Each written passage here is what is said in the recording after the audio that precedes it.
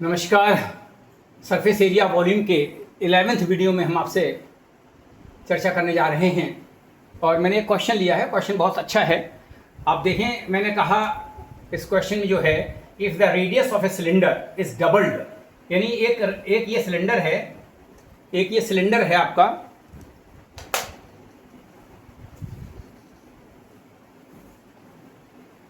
इस सिलेंडर क्या आप समझ सकते हैं, ये रेडियस हो गई, ये इसकी आर है रेडियस, और ये एच है। कह रहा है if the radius of a cylinder, radius of a cylinder यानी फर्स्ट फेज में जो फर्स्ट है इसका इनिशियल मींस ओरिजिनल, जो ओरिजिनल वैल्यू है वो रेडियस दी हुई है आर, रेडियस दी हुई है और हाइट दी हुई है h। अब क्या कह रहा है, if the radius of cylinder is doubled, यानी रेडियस क्या हो रही है, 2 की जगह r की जगह 2r हो रही है, एंड हाइट इज हाफ्ड, और h क्या हो रही है, हाफ h हो रही है।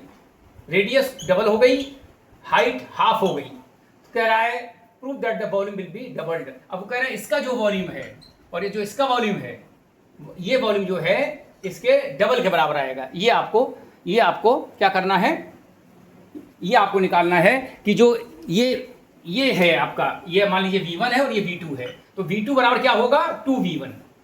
ये आपको निकालना है। तो आप देखें, अब हम जानते हैं कि वॉल्यूम बराबर क्या होता है। मान लीजिए V1 बराबर क्या हो जाएगा, पाई आर स्क्वायर एच। अब यहाँ पर ठीक है, ये पाई है, पाई 20/2/7 लिखने की जरूरत नहीं इसको, आर स्क्वायर जो ये हमने आर माना हुआ है, और ये एच है।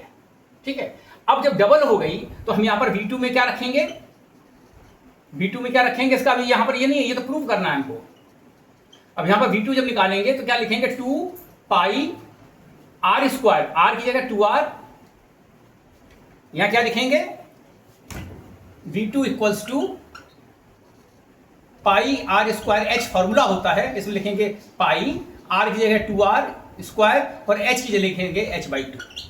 ये हमने यहाँ पुटअप कर दिया। ये तो यहाँ पर आप देखें, पाई इंटू ये हो जाएगा 4r स्क्वायर, 2 का स्क्वायर 4, r का स्क्वायर इंटू h/2। तो ये तो इससे यहाँ कर रहे 2, और यहाँ पर क्या हो जाएगा 2, और ये हो जाएगा पाई आर स्क्वायर h, और ये जो पाई आर स्क्वायर है ये क्या है, ये आपका V1 है, तो यहाँ पर हो जाएगा 2V1 और ये V2 बराबर। यही आपको प्रूव करना था,